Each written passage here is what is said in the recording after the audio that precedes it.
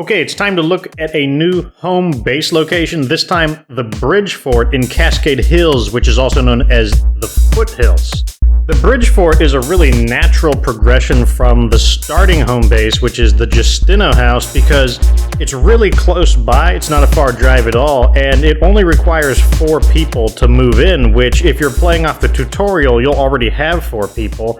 And if you're skipping the tutorial, you'll have 3 people, so you'll only need to collect 1 more survivor and you can get out of the starting house and move into a new base.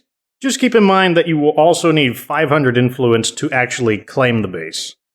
Now, from this tour, you can see that the Bridge Fort gets its name because it's basically a train bridge that has been fortified. And what makes the Bridge Fort unique amongst other bases is that the footprint of the building is really, really narrow, and the space, your square footage of the building, comes from the fact that it has a second floor. It also only has 2 ways in, there's just 2 doors, and there's no things for zombies to climb over. They have to go through those 2 doors, so sometimes you can create these little choke points and have these kind of like 300 Spartans, using the walls to prevent the numbers of the zombies from getting to you, which is kind of neat. The downside to it is that any of your survivors who are manning the top positions on the second floor, they're not going to be able to contribute against the zombies who get inside the base because they can't shoot through the floorboards. So any zombies that actually get inside the base, you're just going to have to deal with them personally. But they do have good shooting positions to fire at zombies that are approaching the base. Geographically, in terms of the map, the Bridge Fort has an off-centered location, which will work in your favor because it means when a random mission is generated, you're going to be a lot closer to it on average in comparison to the Justino house, which is way far on the east side.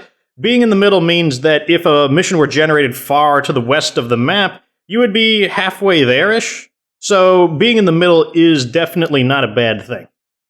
Okay, so here's what the Bridge Fort is going to look like when you claim it. No modifications made. We've got 3 parking spaces. We, of course, have our command center and storeroom. Those are built in no matter what.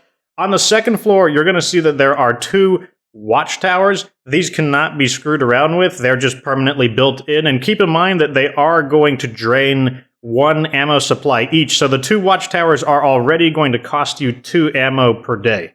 On the other hand, the 2 watch posts are kind of what give it its name, the fort part of the Bridge Fort, because they each reduce your zombie threat level by 2 units each, so you have a -4 threat level, which is very significant for such a small base. We also have 2 bedding locations that are 2 beds each. Keep in mind that one of them is an indoor and one is an outdoor, so the outdoor one does come with a morale penalty, and also keep in mind that they are not permanent built-ins. They can actually be removed. And as far as building locations go, you can see we have the one large up top, which is one of the main advantages of getting out of the Justino house, and then we have 2 small facilities, one indoor, one outdoor, down below. But in my first revision of this base, we're going to tear out the 2 bedding locations, and that's going to bump us up to 4 small facilities, 2 indoor and 2 outdoor. So here are the customizations that I chose for the base, but you should make modifications to this plan based on your character's skills and needs. First, let's get the 2 obligatory facilities out of the way, the workshop and the infirmary. Without a workshop, you cannot salvage or repair your weapons, which is super not good, and without an infirmary, you cannot heal from injuries very easily, which is double plus ungood. In one of the outdoor slots, we have a garden, which is going to counteract our daily food consumption. And then to the far left, you'll see the kitchen, which is there because one of my community members knows the cooking skill. Now upstairs, for the large facility, I chose to install a lounge, which is a facility focused on increasing morale at the expense of workforce. And that's part of the reason why my morale bar is so large. It gives me a big EXP bonus, and our action and building speeds are supercharged while we have this great morale, and also it prevents a lot of infighting between the different characters. And to be honest, the other reason I have a lounge up here is I just like the idea of chilling out on the second floor of the base with the crew and just looking out over into like the mountains and the river. Just an awesome view from the second floor of the Bridge Fort, because after you've beaten the game like 4 times and you've got all the achievements, I just feel like making cool communities that feel like they fit into the State of Decay universe. That doesn't mean that this is the optimal way of doing it. If you want to put a different large facility in, go right ahead. This is just to give you an idea of how I do it. Now, it's time to take a look at my outpost choices. The outposts are super important. They are what counters some of the weaknesses of my bridge fort build, and I want you to bear in mind that the reason why I have 6 outpost locations is twofold. One is because one of my community members has the computer skill, and that allows you to upgrade your command center to level 3. And the other reason I have 6 locations is because the command center is equipped with a mod, the Signal Booster, which allows you to have +2 outposts for the grand total of 6 outpost locations, all of which play an important role. So first up, we want to counter the ammo loss from the watchtowers, so 2 of my outposts are ammo outposts, which totally neutralizes the loss of ammo from the watchtowers.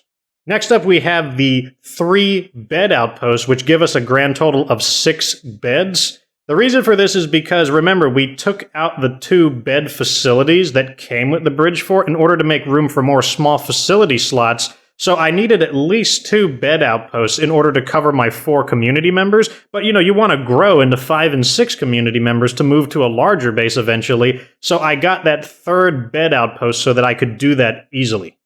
And that final outpost slot number 6, that one's just kind of a bonus. If you don't have the +2 outpost mod, these existing 5 will do just fine. The reason I chose food is because I cook the feast in the kitchen every single day, which basically increases our food consumption from 4 to 7. So having that additional food outpost in conjunction with the garden really helps to cut down on our daily food loss. And that's basically everything to know about the bridge fort. The main key to it is using your outposts to counter some of the weaknesses, the -2 ammunition from the watchtowers, and also getting more facility space by removing the 2 beds. That's why outposts are just so powerful, and it makes the bridge fort a fantastic location. The central position makes it really good for running missions, and there are other bases that are not that far away once you get a 5th member. And lastly, it's just a cool location. It's got personality, and the shape of it is just so different from other bases. It's got that awesome view of the river and the mountains. Just a very cool base overall. But at any rate, like this video if it helped you make a decision on whether to move into the bridge fort or not, and subscribe for more State of Decay content. And remember that you don't have to be good to get good.